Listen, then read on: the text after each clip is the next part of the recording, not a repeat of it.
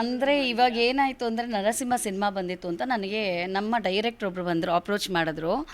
So ಆ director ಬಂದಾಗ ನನಗನ್ನಿಸ್ತು, ಸದ್ಯಕ್ಕೆ ನಾನು ಆ ಸಂದರ್ಭದಲ್ಲಿ ಶೂಟಿಂಗ್ ಮಾಡೋ ಪರಿಸ್ಥಿತಿಲಿ ಇರಲಿಲ್ಲ.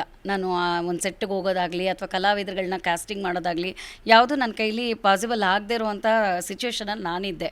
ಸೊ ಈಗ ನಮ್ಮ ಡೈರೆಕ್ಟ್ರ್ ಹೇಳಿದ್ರು, ಆಯಿತು ಈ ಥರ ಮಾಡೋಣ, ಒಂದು ಸಿನಿಮಾ ಇದೆ, ಇದು ಚೆನ್ನಾಗಿದೆ. ಸೊ ಏನಂದರೆ ಫಸ್ಟ್ ಫ್ರೀಡಮ್ ಫೈಟರ್ ಆಗಿರೋದ್ರಿಂದ ನಮ್ಮ ಕರ್ನಾಟಕಕ್ಕೆ ಹೆಮ್ಮೆ ಬರುತ್ತೆ. ಸೊ ಇಂಥ ಒಂದು ಸಿನಿಮಾ ಮಾಡಿದ್ರೆ ಮಕ್ಕಳಿಗೆ ರೀಚ್ ಆಗುವಂಥದ್ದು ಏನೋ ಒಂದು ಕಾನ್ಸೆಪ್ಟ್ ಕೊಡ್ಬೋದು ನಾವು ಅಂತ ಹೇಳಿದ್ರು. ಆಮೇಲೆ ನನಗೂ ಅದೇ ಅನಿಸ್ತು, ಮೊದಲು ಏನೇ ಒಂದು ಡ್ರಾಮಾ ಅಂತ ಬಂದರೆ ಒಂದು ಸ್ಕೂಲ್ ಆ್ಯನ್ಯುವಲ್ ಫಂಕ್ಷನ್ನು ಅಥವಾ ಒಂದು ಕಾಲೇಜ್ ಏನೋ ಒಂದು ಫಂಕ್ಷನಲ್ಲಿ ಮೊದಲು ಚೂಸ್ ಮಾಡೋದೇ ಹೆಣ್ಮಕ್ಳು ರಾಣಿ ಚೆನ್ನಮ್ಮ ಪಾತ್ರನ ಇದು ಮಾಡ್ತಾರೆ. ಸೊ ಅಂಥದ್ದನ್ನು ನಾವು ಯಾಕೆ ಸಿನಿಮಾದಲ್ಲಿ ಇನ್ನೊಂದು ಕಾಸ್ಟಿಂಗ್ ಮಾಡಿದಾಗ ಹಿಸ್ಟ್ರಿ ನಾವು ಆಲ್ರೆಡಿ ಗೊತ್ತಿರೋ ಅಂಥ ವಿಚಾರನ ನಾವು ಆ್ಯಕ್ಟಿಂಗಲ್ಲಿ ನಾವು ತರ್ತೀವಿ ಅಂದರೆ ಅದಕ್ಕೆ ಬೇರೇನೋ ವಿಶೇಷತೆ ನಾವು ಕೊಡೋಕ್ಕಾಗಲ್ಲ. ಬಟ್ ಆದರೆ ಇದು ನಾವೇನು ಮಾಡಿದ್ವಿ ಅಂದರೆ ಮ್ಯಾನ್ಯುವಲ್ ವಾಯ್ಸ್ ಓವರೆಲ್ಲ ಮ್ಯಾನ್ಯುವಲಲ್ಲಿದೆ, ಡಬ್ಬಿಂಗ್ ಎಲ್ಲನೂ. ಹಾಗೆ ಸಾಂಗ್ಸ್ ಕೂಡ ಮ್ಯಾನ್ಯುವಲಲ್ಲೇ ಮಾಡಿ ಸೊ ಇದನ್ನು ಮಾಡೋಣ. ಇದು ಮತ್ತು ಇನ್ನೊಂದು ಏನಂದರೆ ಇದು ರಿವರ್ಸ್ ಆಗುತ್ತೆ. ಏನೇ ಆದರೂ ಫಸ್ಟೆಲ್ಲ ಇದೆಲ್ಲ ಡಬ್ಬಿಂಗು ಇದೆಲ್ಲ ಆಗಬೇಕು, ಪ್ರೊಸೆಸ್ ಈ ಥರ ಇರುತ್ತೆ. ಸೊ ಆಮೇಲೆ ಇದನ್ನು ಟೆಕ್ನಿಕಲಿ ಅದು ಕ್ರಿಯೇಟಿವಿಟಿ ವರ್ಕ್ ಮಾಡಬೇಕಾಗತ್ತೆ. ಸೊ ಇದೆಲ್ಲ ನನಗೆ ಎಕ್ಸ್ಪ್ಲೈನ್ ಮಾಡಿದ್ರು ನಮ್ಮ ಡೈರೆಕ್ಟ್ರು ಶ್ವೇತಾ ಶೆಟ್ಟಿ ಅಂತ. ಸೊ ಅವರು ಈಗಾಗಲೇ ಅವರೊಂದು ಸಿನಿಮಾ ಮಾಡಿದ್ದಾರೆ, ಎಲ್ಲರಿಗೂ ಗೊತ್ತೇ ಇರುತ್ತೆ.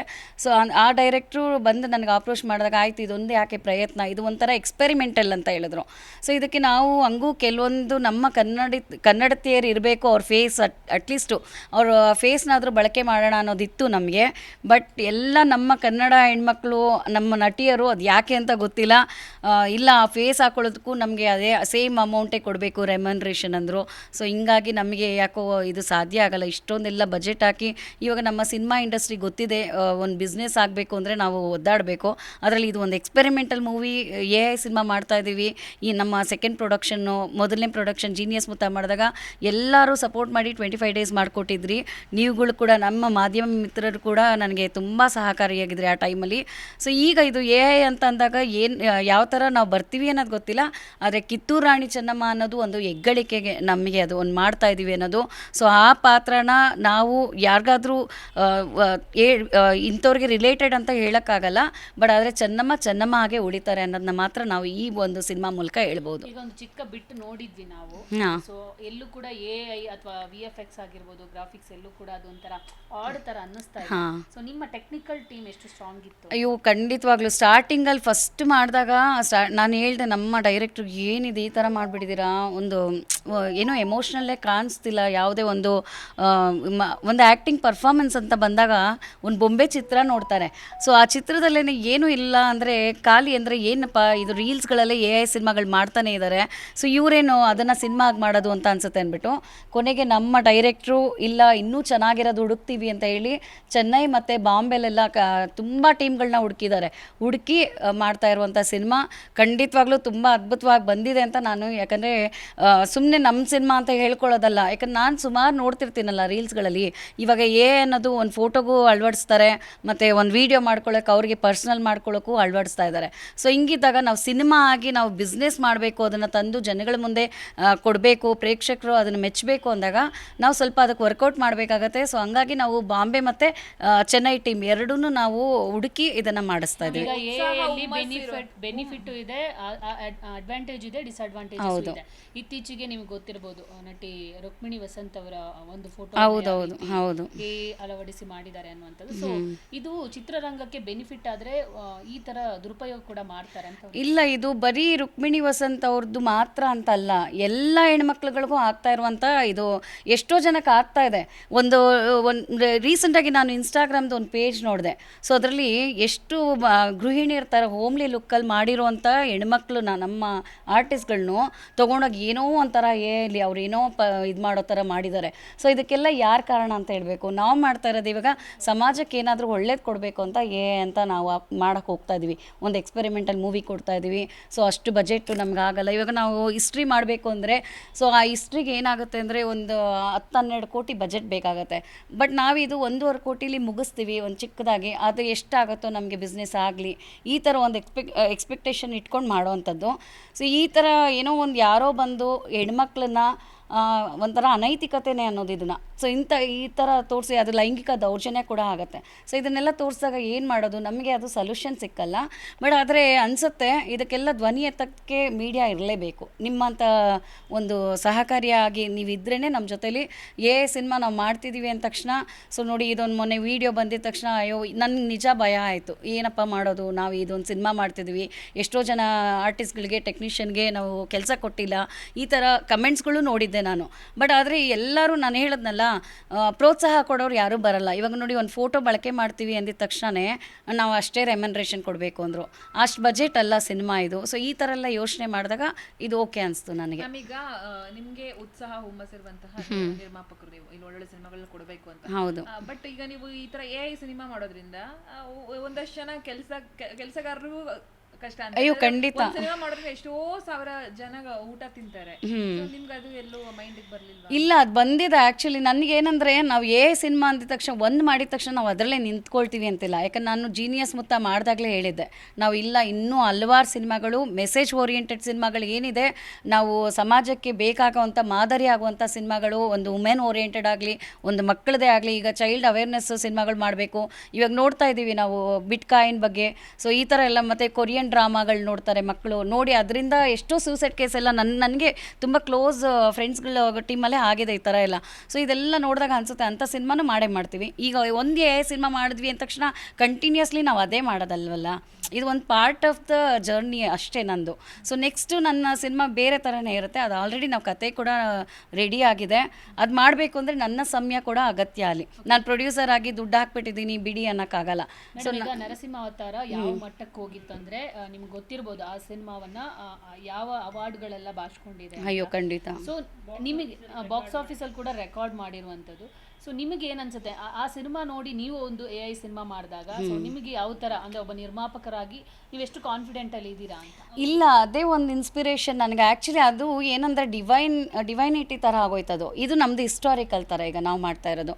ಸೊ ಇದು ಬಿಟ್ಟು ನಾವೇನಾದರೂ ಬೇರೆ ಥರ ಎಂಟರ್ಟೈನ್ಮೆಂಟ್ ಮಾಡ್ತೀವಿ ಅಂದಾಗ ನಿಜಕ್ಕೂ ಅದು ಕಷ್ಟ ಆಗುತ್ತೆ ಅಂದಾಗ. ಯಾಕಂದ್ರೆ ನಮ್ಮ ಇಂಡಸ್ಟ್ರಿಲಿ ತುಂಬ ಜನ ಕಲಾವಿದರು ತುಂಬ ಒಂಥರ ಅವ್ರಿಗೆ ಹೇಳೋಕ್ಕಾಗಲ್ಲ, ಅಷ್ಟು ಚೆನ್ನಾಗಿ ಪರ್ಫಾರ್ಮ್ ಮಾಡೋರು ಇದ್ದಾರೆ. ಆದರೆ ಅದನ್ನು ತೊಗೊಂಡು ಬರೋದಕ್ಕೆ ಕಥೆನ ಸರಿಯಾಗಿ ಚೂಸ್ ಮಾಡ್ತಿಲ್ಲ ಅಂತ ಅನಿಸುತ್ತೆ. ಸೊ ಗೊತ್ತಿಲ್ಲ, ಮುಂದಿನ ದಿನಗಳಲ್ಲಿ ನನಗೂ ಅಂಥ ಆಪರ್ಚುನಿಟಿ ಬರ್ಬೋದು, ಒಳ್ಳೆ ಸಿನಿಮಾ ಮಾಡೋದಕ್ಕೆ. ಒಳ್ಳೆ ಕಲಾವಿದರುಗಳಿದ್ದಾರೆ, ಅವನ್ನ ಬಳಕೆ ಮಾಡ್ಕೊಳ್ಳುವಂಥ ನನಗೆ ಆ ಒಂದು ಅರ್ಹತೆ ಬರ್ಬೋದು ಅಂತ ಅನ್ಕೋತೀನಿ. ಗೊತ್ತಿಲ್ಲ, ಇದೊಂದು ಸಿನಿಮಾ ಒಂದು ಎಕ್ಸ್ಪೆರಿಮೆಂಟ್ ಎಲ್ಲ ಕೊಡ್ತಾ ಇದ್ದೀನಿ. AI ಕಂಪ್ಲೀಟ್ ನಿಮ್ಮ ಸಿನಿಮಾ ಹಿಸ್ಟೋರಿಕಲ್ ಸಿನಿಮಾ ಕಂಪ್ಲೀಟ್ ಆಗಿದೆಯಾ? ಆಗಿದ್ರೆ ನಿಮಗೆ ಬಂದಂಥ ಚಾಲೆಂಜಸ್ಗಳು ಏನಿದೆ? ಇಲ್ಲ, ಇದು ಆ್ಯಕ್ಚುಲಿ ನಾವು ನೋಡಿ ಫಸ್ಟ್ ಅಂದ್ಕೊಂಡಿದ್ದು ಏಪ್ರಿಲ್ 1ಗೆ ನಾವು ರಿಲೀಸ್ ಮಾಡಿಬಿಡ್ತೀವಿ, 3 ತಿಂಗಳಲ್ಲಿ ಆಗೋಗುತ್ತೆ ಸಿನಿಮಾ ಅಂದ್ಕೊಂಡ್ವಿ. ಆಮೇಲೆ May 1 ಅಂತ ಅಂದ್ಕೊಂಡ್ವಿ. ಸೊ ಇವಾಗ ನೋಡಿ ಇನ್ನೂ ಮುಂದಕ್ಕೆ ಬಂದುಬಿಟ್ಟಿದೆ. ಸೊ ಇದು ಏನಾಗ್ತಿದೆ, ಡಿಲೇ ಏನಕ್ಕಾಗುತ್ತೆ ಅಂದರೆ ಅದೇ ಈ ಪರ್ಫೆಕ್ಷನ್ ಅಂತ ಹುಡ್ಕೊಂಡು ಹೋಗ್ತಾ ನಮಗೆ ಇದು ಡಿಲೇ ಆಗ್ತಾಯಿದೆ. ಇದು ಶೂಟಿಂಗಿನ ಕಷ್ಟ ಹೇಳ್ಬೇಕಂದ್ರೆ. ಶೂಟಿಂಗ್ ಆದರೂ ಈಸಿ ಇತ್ತು, ಬಟ್ ಅದಕ್ಕಿಂತ ಕಷ್ಟ ಈ ಕ್ರಿಯೇಟಿವಿಟಿ ಅನ್ನೋದು ಭಾರಿ ಕಷ್ಟ ಇದೆ ಮೇಡಮ್. ಎಸ್ಪೆಷಲಿ AI ಸಿನಿಮಾ ಅಂದಾಗ ಡಬ್ಬಿಂಗ್ ಅನ್ನುವಂಥದ್ದೇ ಮೇಜರ್. ಲಿಪ್ಸಿಂಕ್ಗಳು ತುಂಬಾ ಆಡ್ ಆಗಿ ಕಾಣುತ್ತೆ ಕೆಲವು AI ಸಿನಿಮಾಗಳಲ್ಲಿ. ಸೊ ಅದಕ್ಕೆ ಎಷ್ಟು ನೀವು ಮುತುವರ್ಜಿ ವಹಿಸಿದ್ದೀರಾ? ಅದೇ ಇವಾಗ ಚಾಲೆಂಜ್ ಆಗಿರೋದು. ಈಗ ನಾನು ಹೇಳಿದ್ನಲ್ಲ, ಆಗೋಗಿತ್ತೆಲ್ಲ ಕೆಲಸ, ಆದಷ್ಟು ಮುಗ್ದೋಗಿದೆ ಅಂದ್ಕೊಂಡಾಗ ಎಲ್ಲೋ ಮಧ್ಯದಲ್ಲಿ ಒಂದೊಂದೇ ಇಲ್ಲ, ಚೆನ್ನಾಗಿ ಕಾಣ್ತಿಲ್ಲ, ತುಂಬ ಆಕ್ವರ್ಡಾಗಿ ಅನಿಸುತ್ತೆ. ಯಾರೂ ಸಾಮಾನ್ಯವಾಗಿ ಆ ಥರ ಮಾತಾಡಲ್ಲ. ಸೊ ಆ ಥರ way of talking, style, body language, so ಇದೆಲ್ಲ ಇದಾಗಿ ಸಿಂಕ್ ಆಗ್ತಿಲ್ಲ ಅಂದಾಗ ಮತ್ತೆ ಅದನ್ನು ವರ್ಕ್ ಮಾಡಿದ್ದಾಯಿತು. ಸೊ ಹಂಗಾಗಿ ಡಿಲೇ ಆಗ್ತಾಯಿದೆ ನಾವು. Budget wise compare to other cinemas ಅಂದರೆ ಕಮರ್ಷಿಯಲ್ ಸಿನಿಮಾಸ್ ಅದಕ್ಕಿಂತ ಕಮ್ಮಿ ಆಗಿದೆಯಾ? ಅದರ್ವೈಸ್ ಕ್ವಾಲಿಟಿ ಅಂತ ವಿಷಯ ಬಂದಾಗ ಕನ್ನಡ ಸಿನಿಮಾಗಳು VFX ಮತ್ತೆ AI ಮತ್ತೆ ಗ್ರಾಫಿಕ್ಸ್ ಯಾವಾಗಲೂ ಫೇಲ್ಯೂರ್ ಆಗಿರೋದೇ ಜಾಸ್ತಿ. ಹೌದು. ಸೊ ಮಹಾವತಾರ್ ನರಸಿಂಹ ಅಷ್ಟು ಕ್ವಾಲಿಟಿ ವೈಸ್ ಇರುತ್ತಾ ನಿಮ್ಮ ಸಿನಿಮಾ? ಅಯ್ಯೋ ಖಂಡಿತ, ಅಷ್ಟು ದೊಡ್ಡ ಬಜೆಟ್ ನಾವು ಹಾಕ್ತಿಲ್ಲ ಖಂಡಿತವಾಗ್ಲೂ. ಯಾಕಂದರೆ ನಾವು ಇದು ಸಣ್ಣ ಪ್ರಯತ್ನ ಅಲ್ವಾ, ನಮಗೆ ಗೊತ್ತಿಲ್ಲ, ನಾವು ಹೊಸ ನಿರ್ಮಾಪಕರು ಹೋಗ್ಬಿಟ್ಟು ನಾನು ದೊಡ್ಡ ಬಜೆಟ್ ಹಾಕ್ಬಿಟ್ರೆ ಅದು ಬಿಸ್ನೆಸ್ ಆಗುತ್ತೋ ಇಲ್ವೋ ಗೊತ್ತಿಲ್ಲ. ದೇವರ ಅದೃಷ್ಟ ನಮಗೆ ಎಷ್ಟು ಕೊಟ್ಟಿದ್ದಾರೋ ನಮ್ಮ ಭಾಗಕ್ಕೆ, ಸೊ ಅಷ್ಟೇ ನಮಗೆ ಲಭ್ಯ ಅಲ್ವಾ. ಅವ್ರು ನಮ್ಗೆ ಇಷ್ಟೇ ಕೊಡಬೇಕು ಅಂತ ಇದ್ದಾಗ, ಆದರೆ ನಮ್ಮ ಪ್ರಯತ್ನ ಕೂಡ ಅದ್ರಲ್ಲಿ ಬೇಕು. ಸೊ ಅದು ಚಾಲೆಂಜಾಗಿ ತೊಗೊಂಡು ಸಿನಿಮಾ ಮಾಡಿದ್ದೀವಿ. ನಮ್ಮ ಪ್ರೇಕ್ಷಕರು, ಕನ್ನಡ ಪ್ರೇಕ್ಷಕರು, ನಮ್ಮ ರಾಣಿ ಚೆನ್ನಮ್ಮ ಅನ್ನೋದೇ ಒಂದು ಹೆಮ್ಮೆ ನಮಗೆ. ನಮ್ಮ ಕರ್ನಾಟಕದ ಮೊದಲನೇ ಫ್ರೀಡಮ್ ಫೈಟರ್ ಅವರು. ಅವರು. ಸೊ ಎಲ್ಲ ಆ ಹೋರಾಟಗಾರ್ತಿಯರು ನಮ್ಮ ಮನೆಗಳಲ್ಲೂ ಅಂಥ ಹೋರಾಟಗಳನ್ನ ನೋಡ್ತಾನೆ ಇರ್ತೀವಿ ದಿನನಿತ್ಯ. ಹೆಣ್ಮಕ್ಳು ಈಗ ಇತ್ತೀಚೆಗೆ ಒಂದು ಸಣ್ಣ ಮಗು ಮೇಲೆ ರೇಪ್ ಅಟೆಂಪ್ಟ್ ಆಯಿತು, 10 ವರ್ಷದ ಮಗು ಮೇಲೆ. ಸೊ ಅದು ಈ ಮುಂಚೆ ಕಾಲದಲ್ಲಿ ಹೇಗಿತ್ತು ನೋಡಿ, ರಾಣಿ ಚೆನ್ನಮ್ಮನೇ ಆಗಲಿ, ಸೊ ಗಂಡ ಒಂದು ಊಟ ಮಾಡ್ತಿದ್ದಾರೆ ಅನ್ನೋವಾಗ ಹೋಗ್ತಾರೆ, ಅದೆಲ್ಲ ಏನೇನೋ ಇರ್ತಿತ್ತು. ನಾವು ಎಬ್ಬಿಸ್ಬಾರ್ದು, ಮಾತಾಡಬಾರ್ದು, ನಾವು ಸದ್ದು ಮಾಡಬಾರ್ದು ಅಂತ.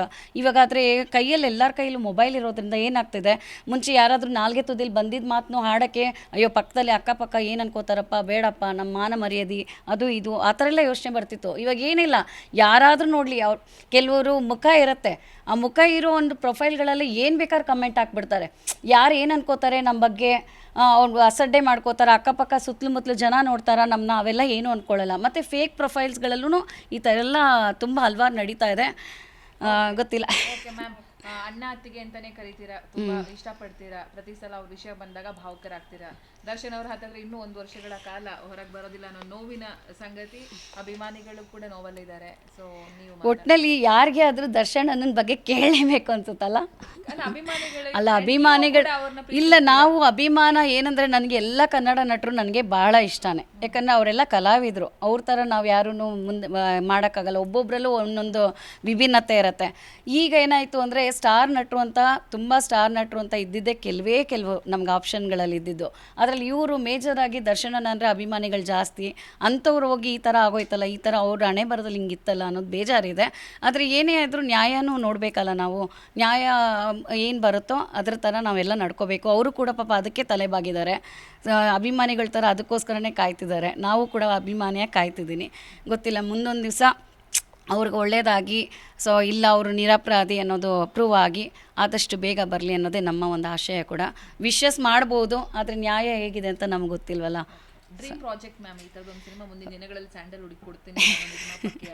ಡ್ರೀಮ್ ಪ್ರಾಜೆಕ್ಟ್ ನಾನು ಫಸ್ಟಿಂದ ಹೇಳ್ತಾನೆ ಇದ್ದೀನಿ, ಏನೇ ಆದರೂ ಸಮಾಜಕ್ಕೆ ಒಳ್ಳೇದಾಗುವಂಥ ವಿಚಾರಗಳಿದ್ದರೆ ಅದನ್ನು ತೊಗೊಂಬರಬೇಕು. ನಾನು ಹೇಳಿದ್ನಲ್ಲ ಈಗಷ್ಟೇ, ಬಿಟ್ಕಾಯಿನ್ ಬಗ್ಗೆ ನಾನು ಮಾಡಬೇಕು. ಸೊ ಯಾಕಂದರೆ ತುಂಬ ಜನಗಳ ಫ್ಯಾಮಿಲಿ ಅನಾಹುತಗಳನ್ನ ಕಂಡಿದ್ದಾರೆ. ಅದರಲ್ಲಿ ಅನಾನುಕೂಲನೂ ಇದೆ ಮತ್ತು ಅನುಕೂಲನೂ ಆಗಿರೋರು ಇದ್ದಾರೆ. ಅವ್ರವ್ರ ಅದೃಷ್ಟದ ಮೇಲೆ ಅದಿರುತ್ತೆ ಅನಿಸುತ್ತೆ. ಸೊ ಇನ್ನು ಅವೇರ್ನೆಸ್ ಬಗ್ಗೆ ಅಂತ ಅಂದಾಗ ಮಕ್ಕಳ ಸಿನಿಮಾಗಳು ಹೆಚ್ಚಾಗಿ ಮಾಡಬೇಕು ಅನ್ನೋದು ನನಗೆ ಆಸೆ ಇದೆ. ಮಕ್ಕಳು ಮತ್ತು ಹೆಣ್ಮಕ್ಳ ಬಗ್ಗೆ ಮಾಡೋಕ್ಕೆ ನನಗೆ ಆಸಕ್ತಿ ಜಾಸ್ತಿ. ಗೊತ್ತಿಲ್ಲ, ಮುಂದಿನ ದಿನದಲ್ಲಿ ಅಂಥ ಒಂದು ಸಬ್ಜೆಕ್ಟ್ಗಳು ಬರ್ತಾನೆ ಇದ್ದರೆ ನಾನು ಮಾಡೋಷ್ಟು ಕೆಪಾಸಿಟಿ ನನಗೂ ಅಮ್ಮ ಕೊಡಬೇಕು. ಅದೇ ಪ್ರೇ ಮಾಡ್ತಾ ಇರ್ತೇನೆ ನಾನು ಎವ್ರಿ ಟೈಮ್ ಕೂಡ. ಸೊ ಹಂಗಾಯಿತು ಅಂದರೆ ಮಾಡ್ತಾ ಇರ್ತೇನೆ. ರಿಲೀಸ್ ಮ್ಯಾಮ್ ಇದು ಇವಾಗ ನಾನು ಏನೂ ಹೇಳೋಕ್ಕಾಗ್ತಾ ಇಲ್ಲ. ನನಗೆ ಇವಾಗ ಭಯ ಶುರುವಾಗೋಗಿದೆ. ಆ್ಯಕ್ಚುಲಿ May 1ಗೆ ನಾವು ರಿಲೀಸ್ ಅಂದ್ಕೊಂಡಿದ್ವಿ. ಈ ಸಾಂಗ್ಸ್ ಎಲ್ಲ ತುಂಬ ಚೆನ್ನಾಗಿ ಬಂದಿದೆ. ಸಾಂಗ್ಸ್ ಕೂಡ ಹೇಗೆ ಅಂದರೆ, ಯಾವುದೇ ಒಂದು ಸ್ಕೂಲ್ ಡೇ ಫಂಕ್ಷನ್ಗಳಲ್ಲಿ ಫಸ್ಟ್ ನಮ್ಮ ಸಾಂಗಲ್ಲಿ ಓಡ್ತಾ ಇರಬೇಕು. ಈಗ ಕನ್ನಡ ಸಾಂಗ್ಗಳು ಹೆಂಗೆ ನಾವು ರಾಜ್ಯೋತ್ಸವಗಳಲ್ಲಿ ನಾವು ಬಳಕೆ ಮಾಡ್ತೀವೋ ಆ ಥರ ಇದು ಸ್ಕೂಲ್ ಡೇಸಲ್ಲಾಗಲಿ, ಒಂದು ರಾಜ್ಯೋತ್ಸವ ಫಂಕ್ಷನಲ್ಲೋ ಅಥವಾ ಏನೋ ಒಂದು ರಿಪಬ್ಲಿಕ್ ಡೇಗಳಲ್ಲಿ ಇದನ್ನು ಸಾಂಗ್ ಪ್ಲೇ ಮಾಡಲೇಬೇಕು. ಸೊ ಆ ಥರ ಮಟ್ಟಿಗೆ ನಾವು ಮಾಡಿದ್ದೀವಿ. ಇದರಲ್ಲಿ ಯೋಗರಾಜ್ ಭಟ್ರು ನಮಗೆ ಸಪೋರ್ಟ್ ಮಾಡಿದ್ದಾರೆ. ವಿ ನಾಗೇಂದ್ರ ಪ್ರಸಾದ್ ಸರ್ದು ಅವ್ರದ್ದು ಕೂಡ ಸಾಹಿತ್ಯ ಇದೆ. ಸೊ ಎಲ್ಲರ ಒಂದು ಸಪೋರ್ಟಿಂದ ಚೆನ್ನಾಗಿ ಬರ್ತಾಯಿದೆ. ಆಮೇಲೆ ನಮ್ಮ ಗಾರ್ಗ ಸಿನಿಮಾದಲ್ಲಿ ವರ್ಕ್ ಮಾಡ್ತಿದ್ದಂಥ ಹುಡುಗ ಭರತ್ ಹರಿ ಅಂತ ಅಂದ್ಬಿಟ್ಟು, ಸೊ ಅವರು ಮ್ಯೂಸಿಕ್ ಡೈರೆಕ್ಟರ್ ಆಗಿರೋದು ನಮ್ಮ ಸಿನಿಮಾದಲ್ಲಿ. ನಮಗೆ ಗೊತ್ತಿಲ್ಲ, ಅದೊಂದು ಪ್ರೌಡ್ನೆಸ್ಸು. ಇತ್ತೀಚೆಗೆ ಬುಲ್ಬುಲ್ ಅನ್ನೋ ಒಂದು ಸಾಂಗ್ ಬಂತು. ಆಮೇಲೆ ದುರಂದರ್ದು ಕನ್ನಡ ಇದು ಬಂತಲ್ಲ, ಸೊ ಅದೆಲ್ಲ ಹಾಡಿರುವಂಥ ಹುಡುಗಿ ನಾದಿರಾ ಹಾಡಿದ್ದಾರೆ. ಮತ್ತು ಅನುರಾಧ ಭಟ್ ಅವರು ಎಲ್ಲ ಒಟ್ಟಿನಲ್ಲಿ ದೊಡ್ಡ ಸಿಂಗರ್ಸೇ ಹಾಡಿದ್ದಾರೆ. ಗೊತ್ತಿಲ್ಲ, ದೊಡ್ಡ ಮಟ್ಟದಲ್ಲಿ ತೊಗೊಂಡೋಗೋಕ್ಕೆ ನಮ್ಮ ಅಭಿಮಾನಿಗಳು ಹೇಗೆ ನಮ್ಮನ್ನ ಪ್ರೋತ್ಸಾಹ ಮಾಡ್ತಾರೆ ಅನ್ನೋದೇ ಕಾಯ್ತಾ ಇದ್ದೀವಿ.